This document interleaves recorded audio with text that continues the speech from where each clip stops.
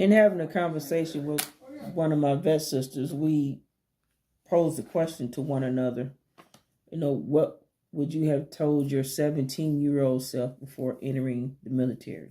I was 17 when I went to basic training.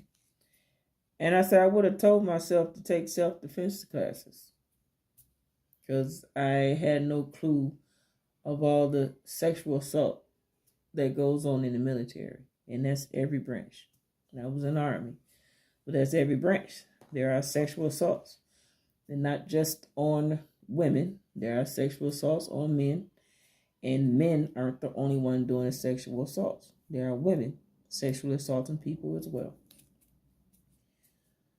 So that's what I would have told myself, and that's what I would have done. Now, unfortunately, I'm one of those people who had the school of hard knocks of learning the hard way that the military will not protect you. There are people that have, asked me, is that true? About people you get assaulted in the military, nothing happens. Well, in my case, it was. In my experiences of even knowing of other people who were assaulted or reported assault, there was no disciplinary action. None that we saw. Person didn't lose rank. Person wasn't put on extra duty. My experiences, my personal experience, and what I've seen happen of other people from the person that they said assaulted them, that person was given accommodation, awards, promotions, even going off to different special trainings. So those type of things give you a different type of tough skin.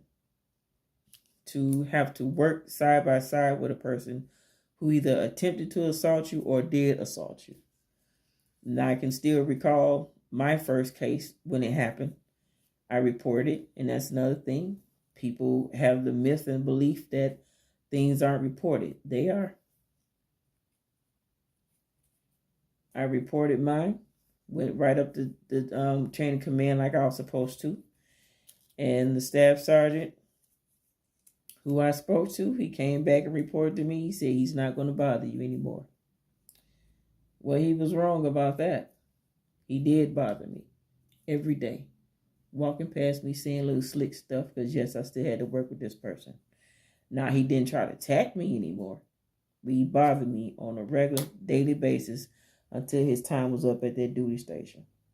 And when he got shipped off, that was one of the happiest days ever in my life. But then there were two other instances.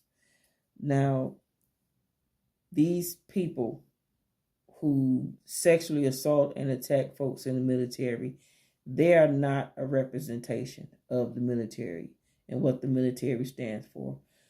This is a group of predators in the military. The military they don't represent the military. And I'm sure some people say, well, how can you say it don't represent the military where they don't protect you when you still have to work side by side with this person? As I stated before, the military operates different. And in my experiences, I've never known anyone to receive any type of consequences for it.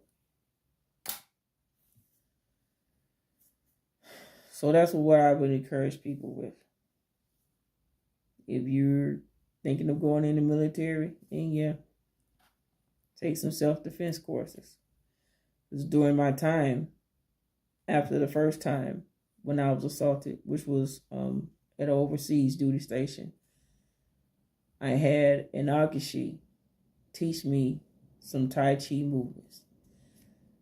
What I regret is not continuing on with that training. Now, that's not like a 1 year or 2 year thing. That's a lifetime commitment of Tai Chi, because that's a discipline. And that's one thing I regret that I wish I would have done. But he taught me enough. He taught me enough movements and holds to where I can get out of a situation, to where I wouldn't be like beaten or bruised or anything like that. It give me some leverage in a few minutes to get away. Because, I was small and it wouldn't take much to wrestle me down. So with those few movements that he taught me, it gave me time to move and get away.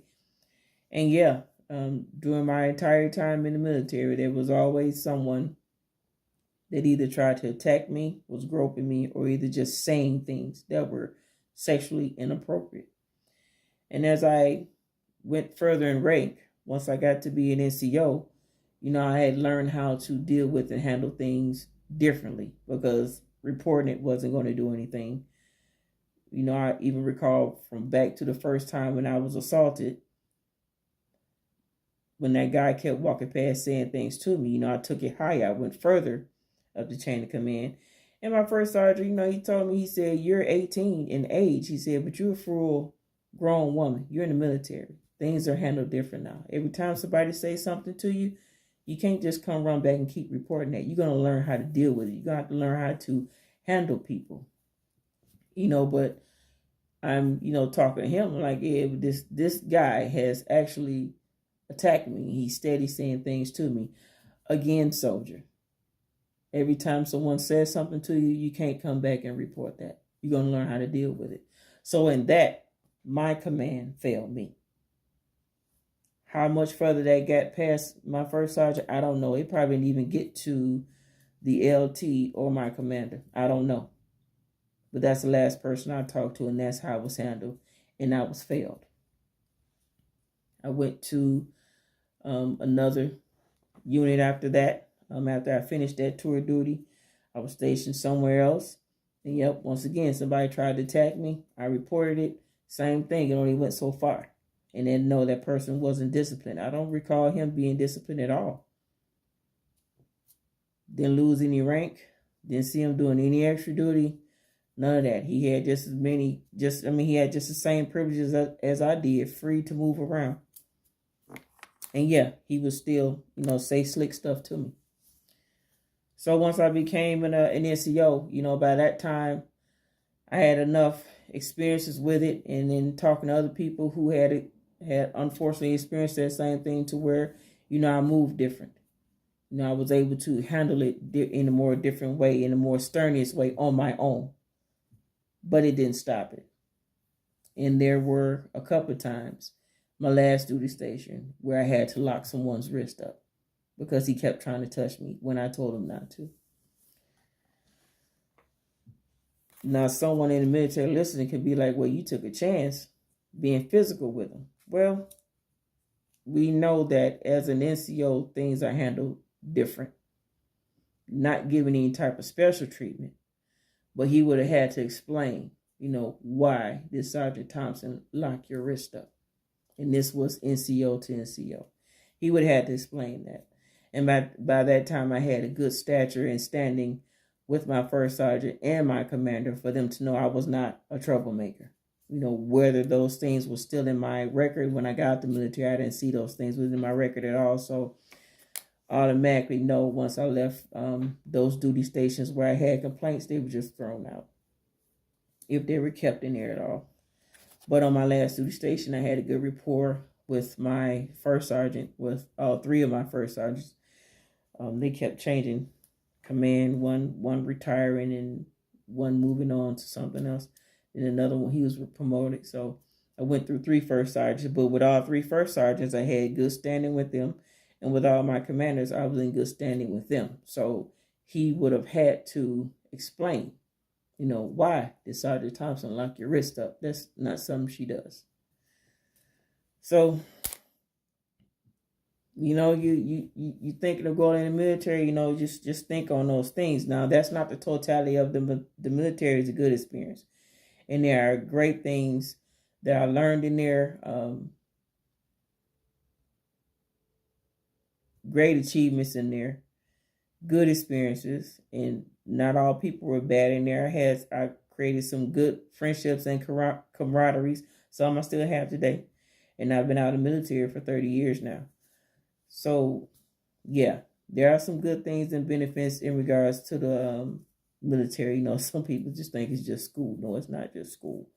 It goes way beyond that. Life, military will teach you a lot. And you would take those things and go well beyond from what you served. But there are things that you will have to deal with that you're going to have to learn how to maneuver through those things, because the military is not civilian life. It's a total different life. And that is one things I would encourage people, do some type of workouts and exercise, calisthenics, before you going in, because you get your data when you going in the military. You need to start working out, because part of you being accepted into the military is a physical fitness test. You're going to have to do some push-ups and sit-ups, not that many, and a run. Do they still make you run? I don't know. That might have changed. But I know once you get into basic training, there is a PT test you need to take, and you have to pass that initial. Yeah, that's probably changed since I've gone in. But anyway, you still need to be in shape. And take you some type of self-defense courses. While I was in the military, after the first time I was assaulted, I would keep me a body bag. I would punch on that to keep my arms up, keep my strength up. Because like I said, I was small in size. And that was whenever I was attacked. And that's just horrid to say, because it was more than one time. Whenever I was attacked, I was always being wrapped up on, because I was small. And, the male is physically stronger than the female. And by me being small, that was easy for them to do, wrap up on me. So I bought me a bag, and I would punch on my bag. And then, like I stated, when I was overseas, I had the Agashi teach me some maneuvers and holds of Tai Chi. So, yeah, do that. Get in shape, exercise, and take you some type of self-defense or boxing, something like that, before entering the military.